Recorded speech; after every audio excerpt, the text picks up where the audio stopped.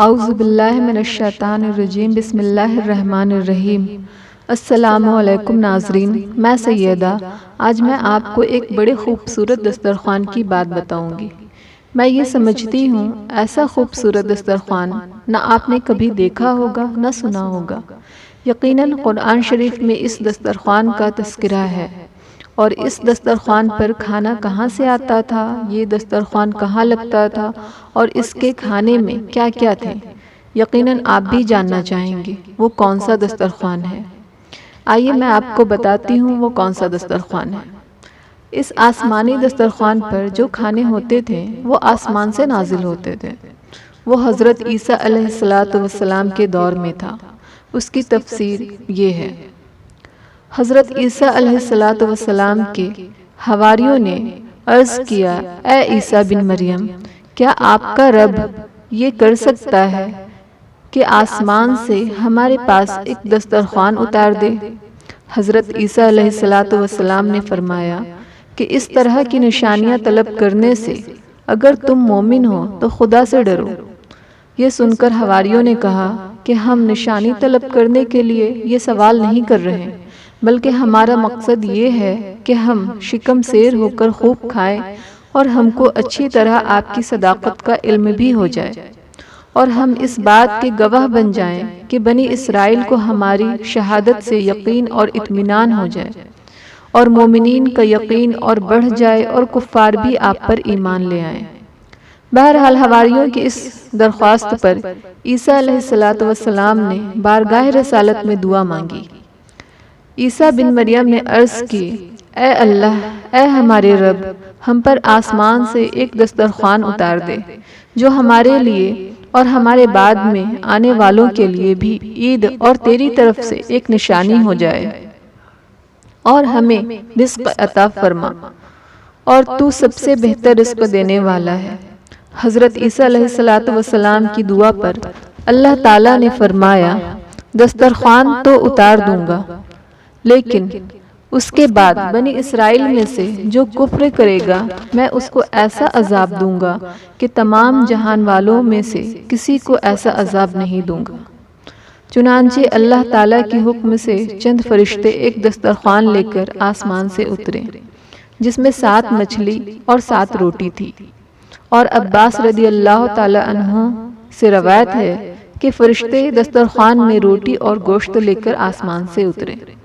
اور بعض روایتوں میں یہ بھی ہے کہ تلی ہوئی ایک بہت بڑی مچھلی تھی جس میں کانٹا نہیں تھا، اور اس میں روغن ٹپک رہا تھا، اور اس کے سر کے پاس نمک اور دم کے پاس سرکہ تھا، اور اس کے ارد گرد بہت طرح کی سبزیاں تھیں، اور 5 روٹیاں تھیں۔ ایک روٹی کے اوپر روغن زیتون، دوسری پر شہد، تیسری پر گھی، چوتھی پر پنیر، اور 5ویں پر گوشت کی بوٹیاں تھیں۔ دسترخوان کے ان سامانوں کو دیکھ کر حضرت عیسیٰ علیہ السلام کے ایک حواری نے، یعنی آپ کے کسی ساتھی نے کہا کہ جو تمام حواریوں کا، تمام ساتھیوں کا سردار تھا، اس نے عیسیٰ علیہ السلام سے پوچھا کہ یہ دسترخوان دنیا کے کھانوں میں سے ہے یا آخرت کے؟ تو آپ نے فرمایا کہ یہ نہ تو دنیاوی کھانوں میں سے ہے اور نہ آخرت کے، بلکہ اللہ تعالیٰ نے اپنی قدرت کاملہ سے تمہارے لیے اس کھانے کو ابھی ابھی ایجاد فرما کر بھیجا ہے۔ پھر عیسیٰ علیہ السلام نے حکم دیا کہ خوب شکم سیر ہو کر کھاؤ، اور خبردار اس میں کسی قسم کی خیانت نہ کرنا، اور کل کے لیے ذخیرہ بنا کر نہ رکھنا۔ مگر بنی اسرائیل نے اس میں بھی خیانت کر ڈالی اور کل کے لیے ذخیرہ بنا کر رکھ لیا۔ اس نافرمانی کی وجہ سے اللہ رب العزت کا ان لوگوں پر یہ عذاب آیا کہ یہ لوگ رات کو سوئے تو اچھے خاصے تھے، مگر صبح کو اٹھے تو کچھ خنزیر اور کچھ بندر بن گئے۔ پھر عیسیٰ علیہ السلام نے ان لوگوں کے موت کے لیے دعا مانگی، تو تیسرے دن یہ لوگ مر کر دنیا سے نیست و نابود ہو گئے، اور کسی کو یہ بھی نہیں معلوم ہوا کہ ان کی لاشوں کو زمین نگل گئی یا اللہ نے ان کو کیا کر دیا۔ اللہ تعالیٰ نے اس عجیب اور عظیم و شان واقعہ کا تذکرہ سورہ مائدہ میں فرمایا ہے۔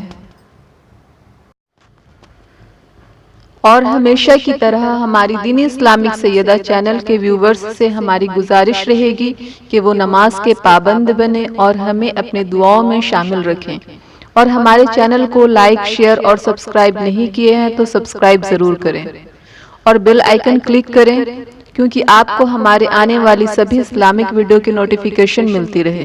اور ہاں، اگر آپ کو کسی اور چیزوں کے لیے وظیفہ جاننا ہے تو آپ ہمیں کمنٹ باکس میں سجیشن کے ذریعے ضرور بتائیں۔